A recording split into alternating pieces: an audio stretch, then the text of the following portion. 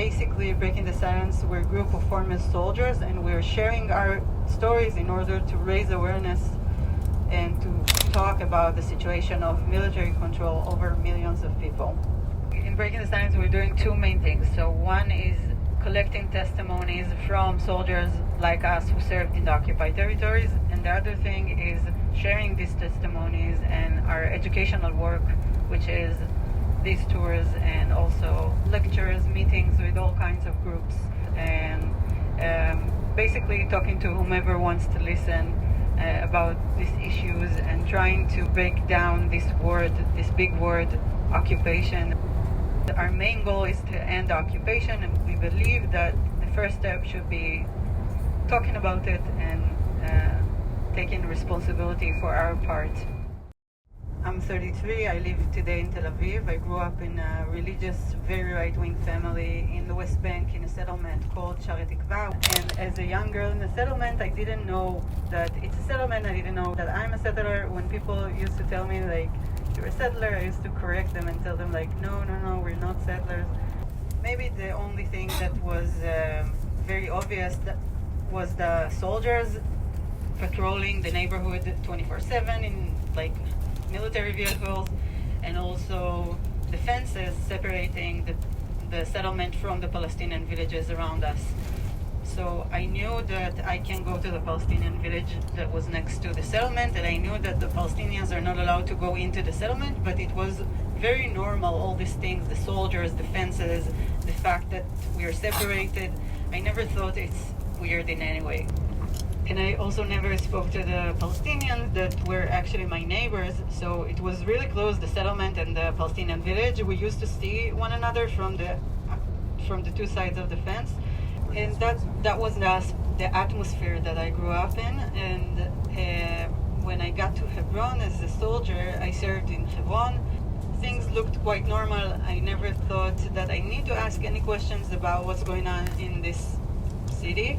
It's that normal to the point that it's transparent, that I don't see it at all, and I don't know it exists at all. And I think what we're trying to do today, and generally what we're trying to do in Breaking the Silence, is to paint these pictures, to explain to people what is the occupation. We're trying to break it down to say, like, okay, what it means that we have soldiers in the middle of a huge Palestinian city, what it means to have checkpoints, how it looks like, how it feels like to be a soldier standing in the checkpoint, and what are the thoughts that we have during these missions. So this is Hebron here, the second largest Palestinian city in the West Bank, and the only one except East Jerusalem that there are settlers, Israeli Jewish settlers living in the middle of it. So today we have more than 200,000 Palestinians living in Hebron and 800 settlers, Israeli settlers, living in the heart of the city. The question is how we make sure that 800 settlers are safe in the middle of this huge Palestinian city. And we see all the people around us as enemies, as a threat to these settlers, and we want to make sure that they are safe. And the answer is, let's separate the population. So we will have these sterile zones between the two populations. So we know that we're controlling the area. If we close this road for Palestinian cars, there are less Palestinian people that are that are driving here. It means that there is less friction between Palestinians and settlers. The same with the market. It was a huge market. All these doors behind you was shops. So a lot of people are coming here and buying. And if we're closing these shops, less Palestinians are in the streets, close to the Tomb of the Patriarch, close to the settlements. So there is less friction, more security for the settlers. That's the logic. In this community who are restricted and live alone, we have around 1,000 Palestinian families. They live alone. Nobody is allowed to visit them. The checkpoints are closed often. So my cousins, my friends are not allowed to come to visit me here or to visit anybody in the community. It's closed completely. We are alone. Yes, I can go out, but sometimes I can't. And sometimes I can't come back. Okay? And the soldiers are acting as militia. You know, they don't listen to their commanders anymore. You know, they close the checkpoints and they don't care. This Haim came yesterday. This is the soldier, and they came and asked one of the visitors here from the neighborhood for his ID. He took his ID. He came back after 30 minutes. He told him, "Out, don't come back here." I called the lawyer. She told me, "So we can do nothing about it. It's his own personal decision.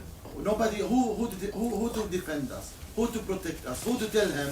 Don't do this to Palestinians. And if you file complaints against soldiers' violence toward you, the majority of the complaints are closed. The majority, I'm talking more than 90%. So they are not accountable.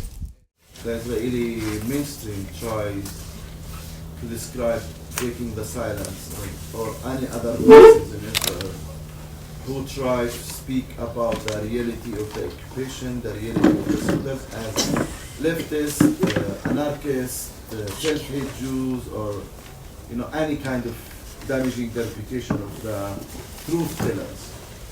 I don't see them as leftists. I don't see them as anarchists. I see them as human rights defenders. I'm very surprised and shocked that Jews justify killing children. Jews, justify starvation. Jews justify many things which is completely against their religion. Yesterday I had a little conversation with fanatic extreme soldiers. They said Jews only kill to defend themselves. They only kill who tries to kill them. I told him, good idea, yes, it's good. What about Baruch Goldstein? He said, Baruch Goldstein protected all of us. This is how he sees it.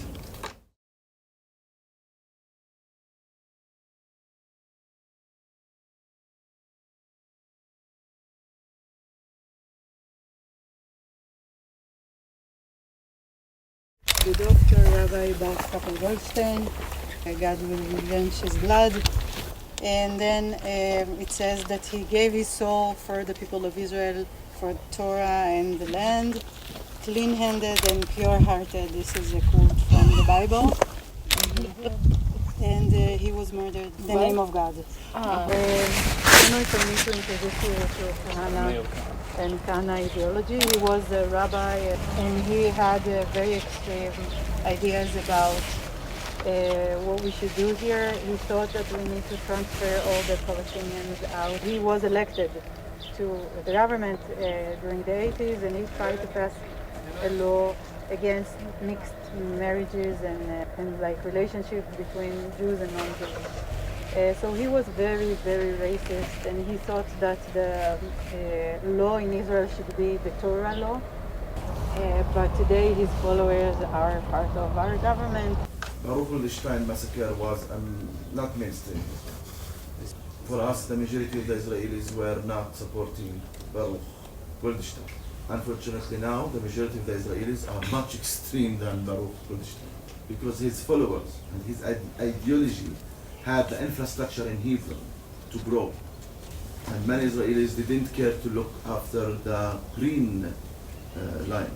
They were busy with their life, and they left us as a gift for the mentality of and the ideology of Baruch Goldstein.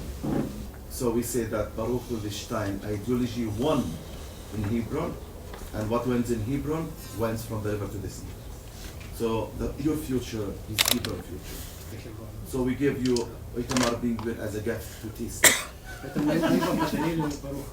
In a few years, him and Netanyahu and Smotrich will divide your neighborhood. Russian, Ethiopians, this is their mentality. Division, separation, segregation, and the people who are pro them, pro their ideology, they're the ones who deserve a normal life. Anybody else, even Jewish people, will be discriminated, and they will live in Hebron style. So when you come here, you are protecting your future. And to be very honest, it hurts to see, this system is allowing them to be violent with us without any accountability. And what they do to me, they do it to everybody in the West Bank. This morning, they burned the cars of the Palestinian workers in Ariel. You know, the workers who come to work in the settlement. We have violent people as them, but what happens to them if they do violence? Kids will be arrested or shot. The same soldiers who say we can't do anything to their kids, the same soldiers will kill a Palestinian child for throwing stones. The same soldiers will shoot Palestinians if they try to make fire. So any Palestinian does violence is killed or arrested or paid very high price. We don't have enough water here, but not because we are not able to buy. Because Makarot is the Israeli company, the only Israeli company. And the settlers have 24/7 water. We don't. The same with electricity. They sell us 2/3 of what we need in Hebron. So we have shortage of electricity. You know, ambulance is not allowed without a permit. Services are not allowed without a permit. Doctors, engineer, maintenance, without a permit from the army, which is impossible to get. We have certain quantity of animals to import. They control how many sheep, goats, cows we import. 1 kilo of sheep meat now in West Bank is 120 shekels. You know what it means, 120 shekels? You need to work 2 days in West Bank to eat 1 kilo. Why they control the food for the people? It's an ideology supported by Netanyahu. Netanyahu is not saying it, but he's leading it to happen. Import and export is in the hands of the Israeli military. And who is the Israeli military now deciding for us? It's Smotrich. Who's Smotrich? He's a settler who wants to remove all Palestinians from the river to the sea. So the water problem and the electricity problems for us increased after 2022. And that's before October 7th, to not justify it that, oh, no, that was the case. Since Oslo. I was telling Tal that 2 soldiers were here yesterday. 2 of them are settlers, very fanatic. And I told them, I tell all the soldiers that you are here to protect me as well. He told me openly that when they attack you, I will turn my back and I look somewhere else. And they do whatever they want. And they were chanting in the morning about me to be killed, about my brother who passed away. And they threw stones. The stones are still here. They tried to throw fire to here as well, without any accountability. And the soldiers were there. А 7 октября يش ماشو؟ что? كل بسادة بيكشين تدرب. يلا.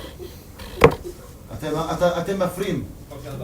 لا زي لو بسادة. أتلو شمال عليها. أترى ما حصل بالفوق. Еще сделал дверь закрыть. They are the 2 whom I talked about. This is one of them is the cousin of Moshe Botavia. The other one is a lawyer in Israel who lost a case in the. What was case about? You know. The case was about Anat Cohen. She's a famous Israeli settler. She slapped me, and I went to court. Yeah. So he lost the case, and they asked her to pay me compensation.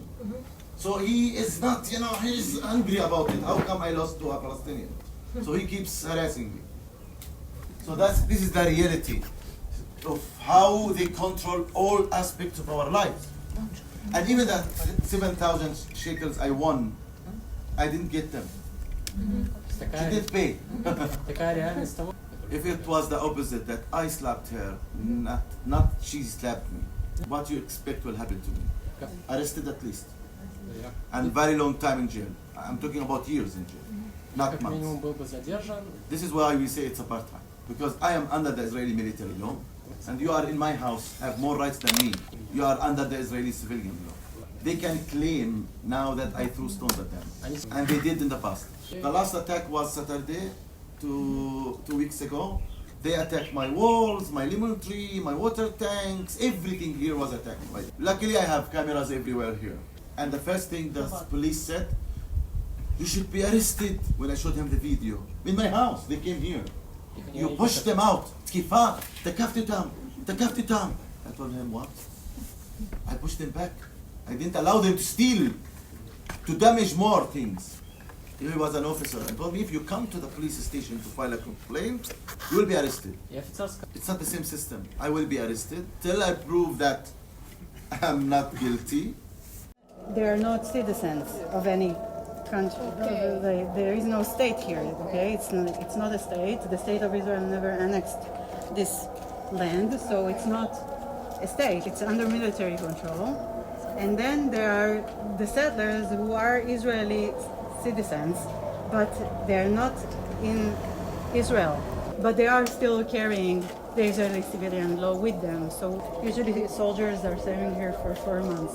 So if you're a soldier and you serve here, you immediately have this personal connection to the settlers. Then the first week they will introduce themselves and they will invite the soldiers to their houses for Shabbat dinner and give you like cold drinks when it's like super hot outside. And it's really nice because you get very bored during 8 hours in the post and then someone is talking to you and the kids are talking to you. And it's very complicated when you want to arrest someone that you know. You don't want to do that because it's people that you ate Shabbat dinner at their house like last week. А как вы относитесь к 7 октября? What do you think about the October 7th? Is it relevant to what I was saying? Do you evaluate me according to what I say? You know, I wanted you to ask about Hebron, about my life, about what I said, not about October 7th. No, listen to me. You know, you all the Israelis, what do you think of October 7th? You should care about me. You are here to listen to me, okay? Not about October 7th. But I tell you about October 7th, okay? I don't mind. On October 7th, I was kidnapped by the Israeli soldiers and the Israeli settlers and tortured and sexually assaulted for 12 hours. They took me from outside my house here. I have videos for that, so they don't deny. And they took me inside the military base, soldiers and settlers as him in military uniform and even in civilian uniform, handcuffed to the back, gagged and blindfolded. And they were not 1 or 2, they were 50 soldiers taking turns to beat me up, spit at me, and do everything horrible to me without music. 5 stitches, my nose was broken, I have beaten all over my body. Not because they thought that I'm a suspect. As you know, we know each other very well. I don't like to answer why me. You know why? Because it's a kind of justification that they only attack with a reason. As you don't have evils in the army. As if you don't read breaking the silence testimonies. It was not only me, by the way. I was the first. Many other Palestinians randomly were beaten, sexually assaulted. Their bones were broken. And the majority of it was on video. And no one will be accountable. Do I accept targeting Israeli civilians? For sure not. Do I justify killing Israeli kids? No. Да. Зел. But the majority of the Israelis didn't show any sympathy to me, Isa, when I was tortured and sexually assaulted by the Israeli soldiers. This is the reality that the Israelis see only themselves. October 7th. What October 7th? It's something bad happened. But what about us? What about long history of oppression, inequality, injustice, and violence towards us? And I want you as an Israeli to ask yourself and ask your neighbors, what are we doing to those people? The soldier told me, "Anahnu hazakim." This is why you are afraid of us. I told him, no.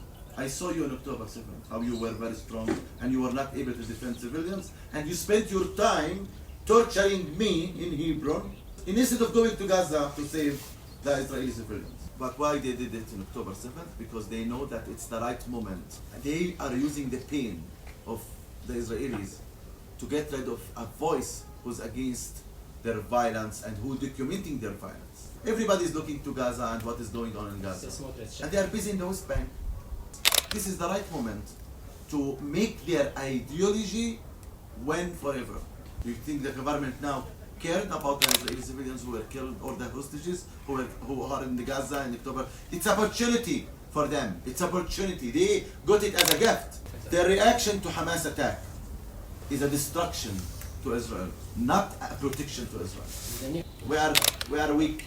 we can't destroy Israel. Who's destroying Israel? Self-destruction. And the world is waking up. The Israelis are not able to lie anymore to anybody in the world.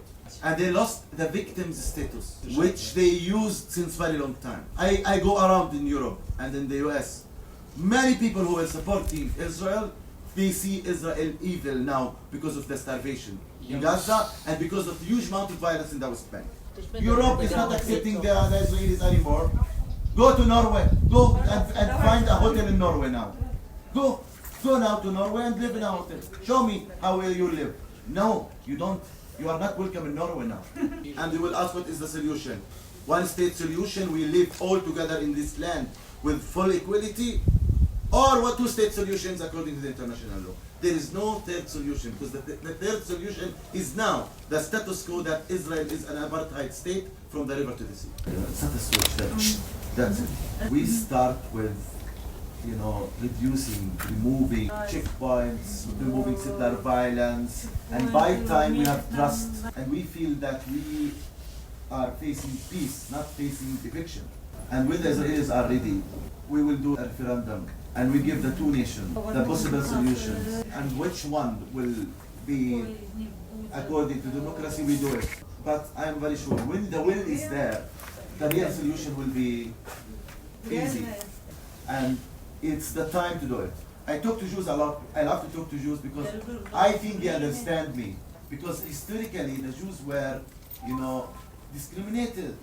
They should understand what it means to live without basic rights. If it's not them, it's their parents, their grandparents. It's what Jews suffered historically. So many Israeli leaders try to use the fear of the Jews to control them and take them to stay fanatic and extreme. This is not peace. This is not in favor of the Israelis. Long term, when we have peace here, real peace together, Palestinians and the Israelis will be the master of the Middle East. And we will be an example of diversity and a model of coexistence. Anti-Semitism will be minimum all over the world. We will pick up the right anti-Semite people. You are really anti-Semite. Not to politicize the term. And any Islamophobic will catch them like that. And the best security on earth and the walls will never protect you. What protects you is peace. When we live together with full equality, that's the protection to you and to me. Because security is a mutual concept. Have you ever encountered here the soldiers who are compassionate to you and who don't behave like settlers, conquerors? Yes, many soldiers showed sympathy and even helped me.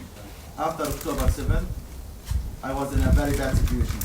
After maybe 2 weeks, an Israeli soldier was calling me, Isa, come. He was the last soldier in the battle. He told me, be careful. They are waiting any opportunity to shoot you. So please, Isa, don't give them that opportunity. So yes, you have people like this. It's not black and white, by the way. Even the settlers, it varies, It depends on who, where. But humans to humans reaction, I give you one. After October 7th, all the shops from Kiryat Arba'a, Palestinian shops, are closed. A settler from Kiryat Arba'a used to cut his hair and shave his beard in a Palestinian barber shop. The main door is closed. So they snaked him in from the house door to the barber shop. Nobody talks about these things. You know what? You know what it means, to give your head to the barber? He has a knife in his hand. You know what happened? The army and the settlers saw him getting in. They went to the house. They picked up the Palestinians and him. And he went out half shift. And he was settler. And he was shouting, you are the killers. You are the bad people. They are my neighbors. I learned not to see life black and white. And I see peace is possible. It's our future. It's either we win together or we keep losing together. There is no way that one people will win alone. I'm really glad that we met Isa, and I think it's one of the most important moments in the tour when we meet one of the Palestinian activists, our partners, because it's something that we can't show, something that we can speak. The Palestinian voice, it's something that most Israelis never hear. It's not in our media. And we don't have a lot of places that we meet. I think that if we were more exposed to what's going on in Gaza and in the West Bank, for sure we couldn't be so different because we don't have the media to show it to us. We have the responsibility to look for it. That's what I'm trying to say. Everyone should work for it, to look for these voices, to look for these updates, because no one will give it to us. So we need to make sure that we are updated, that we know what's going on with the people in Hebron, that we know what's going on with the people in Masafariata and in the rest of the West Bank, that we know what's going on to the people in Gaza, and what it means that the military is coming every Monday to demolish houses, what it means that settlers are attacking families and shepherds, and what it means that there are bombings and airplanes are going over your head and drop bombs at your neighborhood, and there are drones buzzing in the sky 24/7 for years, and you can't really, you don't have any moment of quiet because it's always there. We usually prefer not to talk about these things because it's maybe not the nicest conversation, and maybe people don't like to have this conversation, but it is our responsibility to make sure that people know what's going on and to share our ideas, because